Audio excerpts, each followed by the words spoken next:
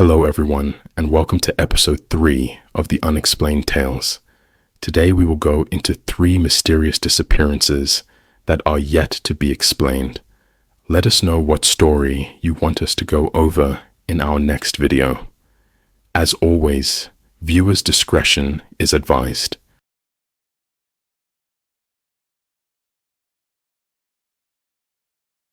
Jeremy Scott Reagan, a 40-year-old man, vanished after arguing with his family. Jeremy left his home and was not seen again.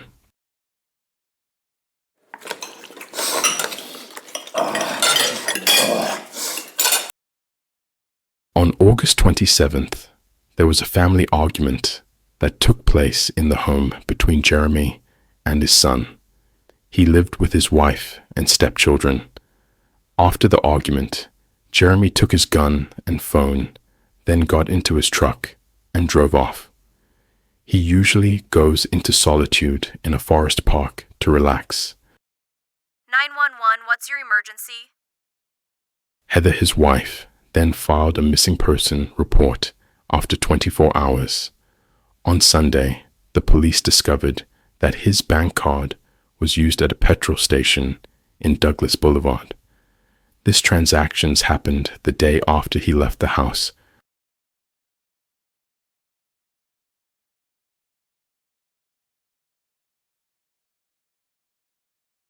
The following Monday, August 29th, he did not show up to work.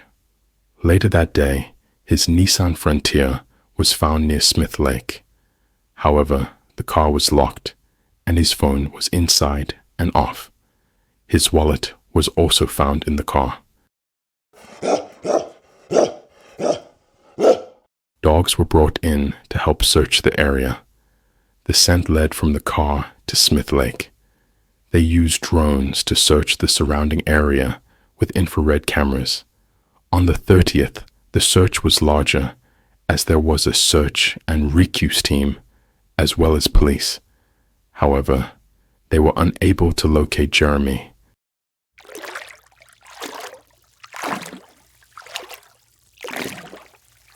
His family and volunteers scanned the lake and sent divers to see objects in the water, but nothing new was discovered. The whole area was searched, but no evidence of him being there other than his truck being found. The family believed the police had given up on finding him, and there has been no new leads. His mother tried to find him while the police stopped searching.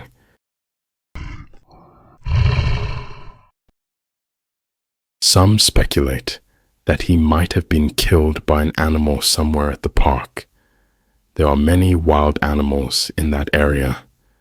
There are many trees where his body may be hidden. It is a large area with a lot of greenery.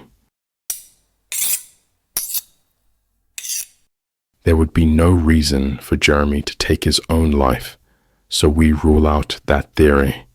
And if he did kill himself, then his body would still be there.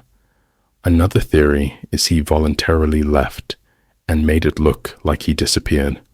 However, there is no reason for him to do this, and his wallet was in the car. If he was killed, then a hunter would have found his body when it was hunting season. Could the death be covered by the park so their reputation is not damaged? Some believe that it could be foul play. Could the car be planted in a different location from where he was killed? He might have been taken somewhere else and killed. It is a very secluded area, which makes it very difficult to work out what might have happened. The lake is a 10-minute drive from the wildlife management area. There are many lakes and ponds where Jeremy's body might be. He might have been taken from that area somewhere else, and the car was planted there, so the correct area is searched. If he was killed, it would be at the hands of someone that knows how to hide his body. There is a cemetery nearby where his body might be hidden under another one. His gun was not found, but if he went out hunting, it would be good to take his phone. His phone was off, which would have been because of the argument. This is all we know about the case, and hope it is solved so the family get the answers they are searching for.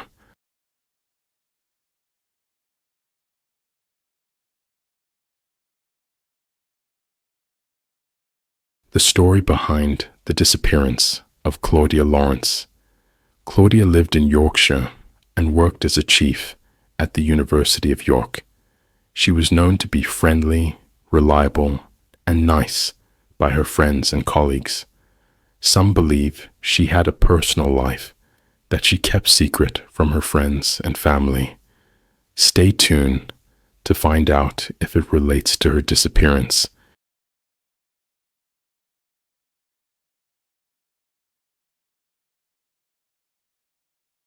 On March 18th, 2009, at around 3:05 p.m., she was last seen heading towards her home on Heworth Road in York.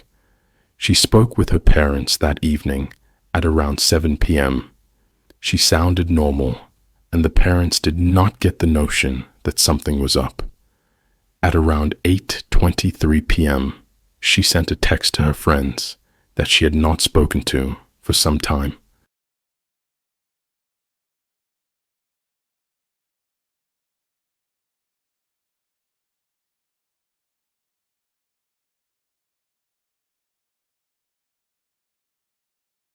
On March 19th, which is the following day, there were two potential sightings of Claudia.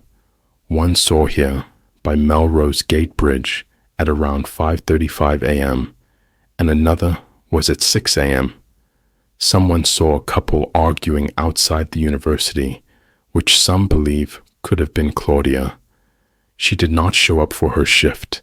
That was at 6 a.m. that morning. Her colleagues tried to call her, but there was no answer.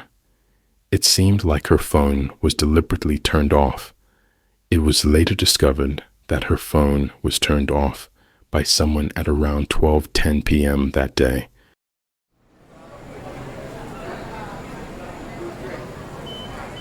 Claudia's car was at the garage as it needed repair.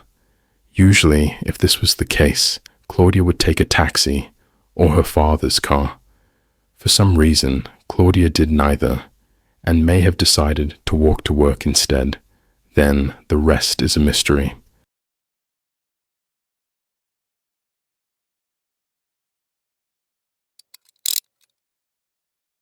On March 20th, 2009, her father reported her missing as she did not turn up to meet with a friend or attend work. Her phone was missing, along with what she wore to work. No one knows what happened after she left for work that morning, or even if she did.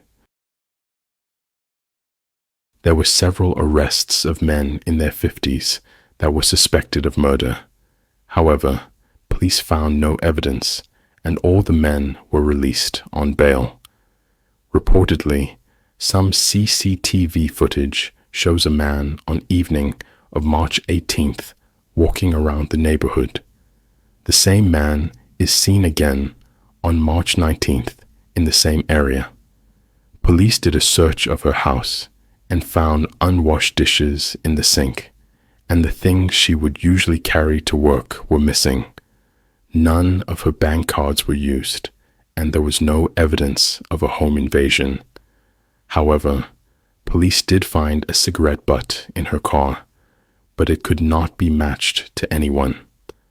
The police may know more, but are yet to release the details of Claudia's disappearance to the public.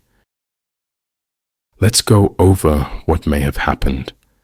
We believe she may have been abducted on the way to work after she met with the man by the bridge. We think this was a well-planned murder, as there is no evidence for the police to follow through with. If she was abducted in her home, then the man may have made it look like it was voluntary disappearance to throw off suspicion.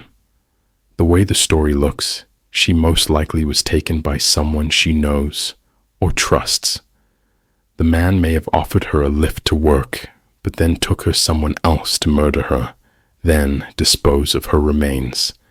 This may have began as an abduction, but was then escalated to a murder. The man walking behind the house may have been the same one at the bridge, unless the two are different and work together to carry out this crime. The unlikely theory is that she may have voluntarily disappeared with a lover to start a new life and leave the old one behind.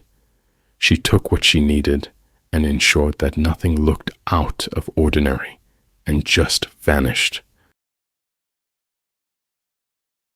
It takes around 11 minutes to get from her house to Melrose Gate. To arrive there in the same timeline, she would have had to have left around 5:15 in the morning.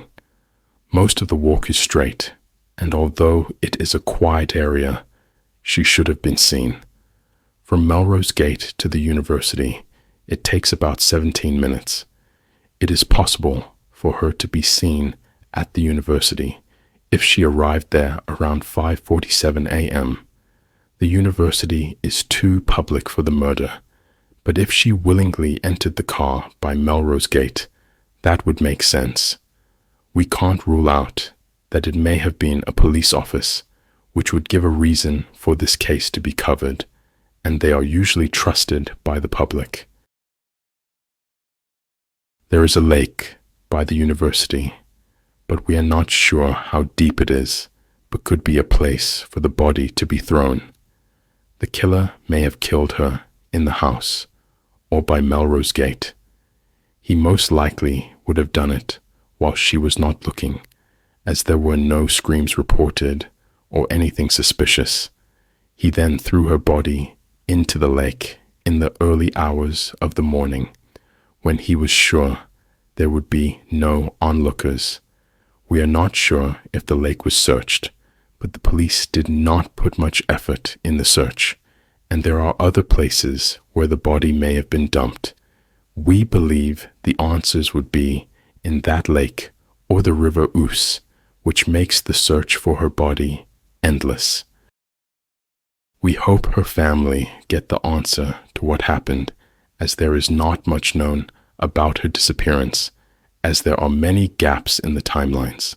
Surely, she would have been captured by cameras somewhere, unless this is one big cover-up to protect the reputation of York.